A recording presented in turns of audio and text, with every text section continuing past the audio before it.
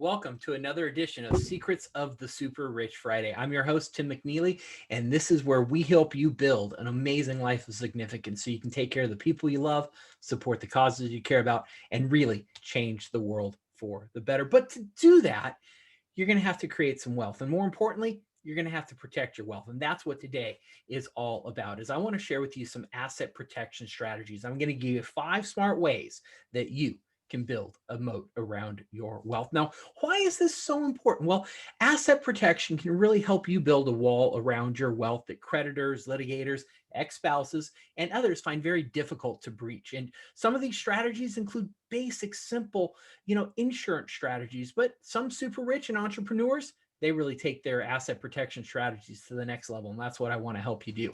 But more importantly, we want to help you avoid some of the key asset protection mistakes that trip many business owners, many dentists, many dental service organization owners up. Mistakes that could leave your wealth exposed to those who would take it unjustly. Now, chances are you know someone who's been sued, and maybe that someone is even you. And the fact is so inevitable is that as you pursue your business career, one of the major downsides is you become a magnet for lawsuits, many which may be frivolous and unfounded, but they can wreak havoc on your financial health. So why do you need asset protection? Well, the logic is so clear. You want to build a moat around your assets that is as difficult as legally possible for litigators, creditors, and others to cross. You don't want to fight in court for months or years and risk losing it all. You really want to leave the litigant, the person coming after you, empty handed. Now, asset protection, I want you to take note. This is not about hiding money in any way. To the contrary, you want anyone who might come after your assets to clearly see what you've done because it shows them the difficult legal path that they'd have to take to get to your wealth. That's going to motivate them to settle, negotiate, or throw up their hands and walk away. Now, you probably recognize many of the threats that are outside, but here's the bad news is only a quarter of you, right? Only 27.5%, according to the research I've helped underwrite, of successful business owners have any kind of formal asset protection plan in place. And the percentage is even lower against business owners who say they want to protect their assets. So what are 5 key things you can do? What are the steps you can take? And there's going to be a special report. If you want a copy, just email me. I'll send you this full report. But step number 1, you got to get protected before those claims are made against you. You can do a whole lot to protect your wealth before that liability happens. But thanks to a concept out there known as fraudulent conveyance, very little can be done after someone comes after you. And that's the same with insurance, right? You got to have those asset protection plans in place before you need it, or even before you think you may need it.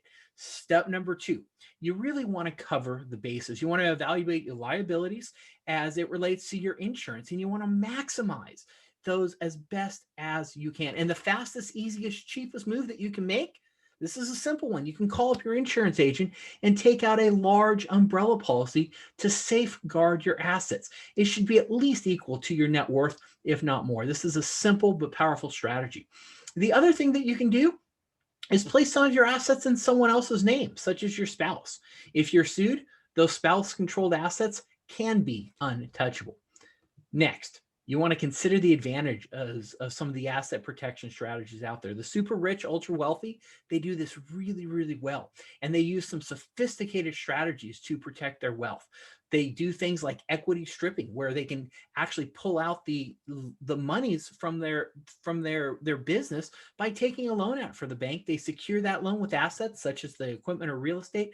That way the bank, not you, the bank has preferential judgment over any kind of creditor. The other thing is you may consider setting up your own insurance company. You can set up an insurance company to cover risks that traditional insurance often won't cover. Next, you can look at both onshore and offshore trusts, right? Currently, a number of states allow for domestic asset protection trust. And there's countries such as the Bahamas and Belize and the Cook Islands where you can have offshore trust.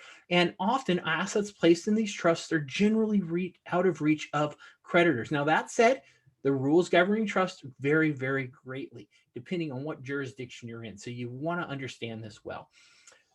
More strategies. What else can you do? Number 4, make sure your attorney or the other professionals that you coordinate with make sure they're equipped to help you do this well.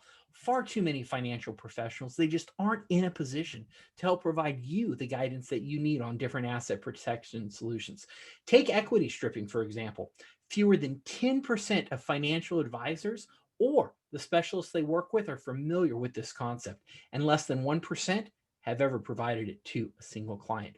Step number 5, avoid mistakes that will trip up your asset protection efforts. What do I mean with this? Well, many of these more advanced asset protection strategies, they're very complex and they require a deep familiarity and understanding of how they work so that you can set them up and execute them effectively. And in fact, if they're poorly structured, these asset protection strategies, they're not going to have any teeth when you need them most. And you, as that business owner, you're not going to be nearly as safe as you assume. So, for example, right, many advisors don't appreciate the need to really protect you both on the personal and professional side. Take real estate developers, for example. You'll commonly place your assets in separate limited liability companies. That way, if one project incurs a lawsuit, the others are protected. The problem is those LLCs are many times set up so that the developers own them directly. That way, if you get hit with a personal lawsuit, if you're involved in drunk driving or your children smash a car into a school bus, right? Worst case scenario, all of those LL assets, they could be grabbed in a lawsuit. So what do you do next? What is the next step you should take if you want to really make sure you're protected? Well, go ahead and discuss those asset protection strategies with your financial professionals. Contact them, ask them.